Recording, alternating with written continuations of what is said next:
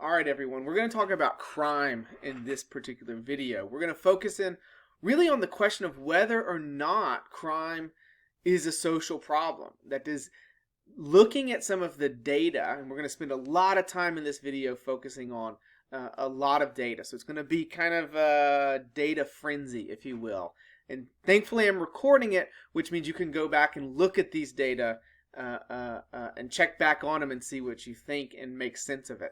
But we're going to look at a lot of data on trends in crime and trends in incarceration and trends in our perceptions of crime. And so we're going to be looking at all of these trends to try and understand how much of a social problem is crime. What does that social problem look like? How has this changed over time? And what do Americans think about that? And what are the consequences of that? And this is going to be really important for you to understand, because I'm going to ask you to think about what you think of crime as a social problem. All right, so let's take a look at some of these data.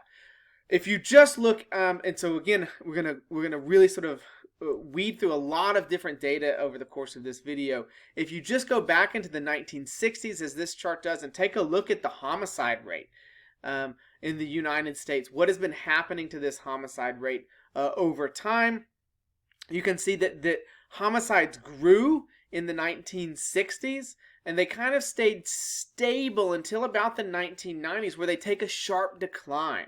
So really, when criminologists and sociologists take a look at these data, one thing that jumps out is there's this massive increase in the homicide rate in the beginning in the 1960s. It stays pretty stable, and then by the 1990s, it begins to sharply level off, or sharply decline, excuse me. So there's a big decline in the homicide rate beginning in the 1990s. That's really important for you to take note of. So what though if we took and looked at all of violent crimes together? Let's just take a look at, lump all violent crimes, so not just murders, but any kind of violent crime. Take a look at that. What's been happening to that? And this chart takes a look beginning in that period of the 1990s, where again we can see, following the murder rate, violent crime begins to decline pretty sharply in the 1990s, and it has really continued to decline since then. So we've got a very clear pattern of violent crimes that are declining over time, at least since the 1990s. What about property crimes? Other kinds of crimes we can imagine. Well, these look very similar to the violent crime rate, where we see in the 1960s there's this massive increase in property crimes, or at least a notable increase in property crimes. But by the 1980s, this has leveled off, and certainly by the 1990s, this takes a similar kind of sharp decline. So what does this mean for thinking about crime trends in the U.S.? For the last 40 years,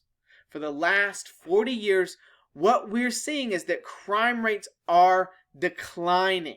There's been a sharp and notable decrease in crime rates since the 1990s. So for a steady 40 years, we've seen declining crime in our communities. What does this mean then for our perception? What are people thinking about crime rates? And just by me asking that question, you should have an inkling then of what we're going to see. Well, if we just ask people whether or not crime is increasing over time, most people believe that crime has been going up. So this is from a Gallup poll every year administered since 1989, where they ask people, okay, not every year, but every few years, is crime going up? Is the percent of crime greater than it was a year ago, less than it was a year ago, about the same as it was a year ago? And only in the early 2000s do we see this period, in the early 2000s, right around here, do we see a majority of people believing that it's not going up, right? Either the same or less, right? But otherwise, in most years, people believe that the year before there was less crime than there is today. right? So a majority of Americans seem to believe consistently every year that crime rates are going up, right? With this one exception of the early 2000s. But even there, it's hovering around 50%. So the majority of Americans seem to believe crime rates are greater this year than they were last year. One of the more interesting aspects of this, though, is that the Gallup poll also asks people to compare that do they think this is true in their own area, their own neighborhood, the own community that they live in, and do they think this is true in the U.S.? And what is consistently true is that that people believe in the U.S. broadly, crime is going up, even if in their own local community they think it has not gone up since last year. All right, so here we can see that this hovers, this sort of in your own area, this people, it hovers around 50%, so about 50% or less of people in the 1980s believed that in their own area crime was greater this year than last year. But by the late 1990s, a great deal of people believe that, okay, in my own area, crime is not going up. Crime is not, or fewer people believe that crime was greater this year than last year. But consistently, as we've already seen, across the U.S., they think that crime is greater this year than it was last year.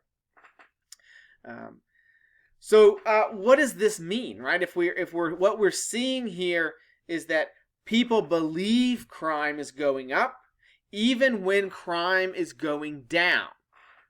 What is the consequence then of our perception that crime is going up? And this is where things get really important to see. This is where things get quite consequential for people's lives. There has been a massive increase in incarceration that you can see begins in the 1970s, 1980s. Right? By the early 1980s, there's an explosion of the incarceration rate. So consistently, before the 1980s, we have this a very stable incarceration rate. The 1980s sees an explosion of this crime rate.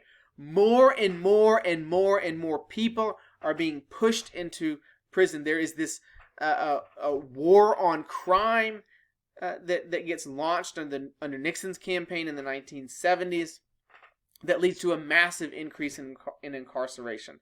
Importantly, and the reason I included this in this graph is that men are certainly, as you've already seen in the textbook, men are more likely to commit crimes, especially violent crimes. So this has a massive effect.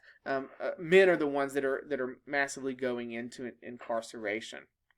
There is a notable uptick for women as well. But the key thing I want you to see is that there's just this explosion in the incarceration rate that happens in part as a consequence of our perception that crime is rapidly increasing and we have to do something about this. This becomes a real political problem. For the population to see, but also for elites, for those in positions of political power. And this has just dire consequences for communities of color. So it's really concentrated. This increase in the overall incarceration rate is really, really, really concentrated among African American communities and to a notable, though lesser extent, in Hispanic communities. The incarceration rate really, really rapidly increases for African Americans. And so it's not just that this perception leads to everyone being likely to be or more likely to end up incarcerated. It's really concentrated among communities of color. Okay, so why though? The real question then is what can explain this disjuncture? Why have our perceptions of crime not matched the reality of crime trends? Why have our perceptions of crime not kept up with the notable and pretty stark decline in crime that began in the 1990s? So for the last 40 years, crime rates have been going down, but a majority of Americans year after year after year still perceive that there is more crime this year than there was last year. Why does our perception of crime not match the reality of trends in crime? And I'm going to leave that question with you to think about.